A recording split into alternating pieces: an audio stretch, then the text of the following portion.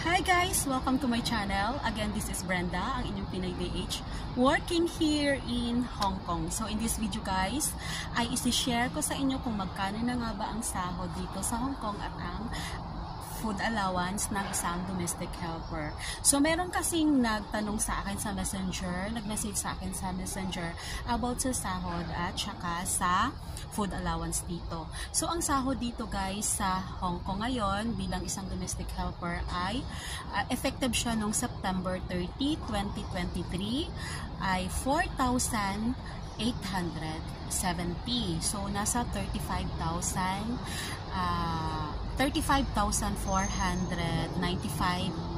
peso. And then, ang amin namang food allowance ngayon dito sa Hong Kong ay 1,236 or nasa 9,000 peso siya.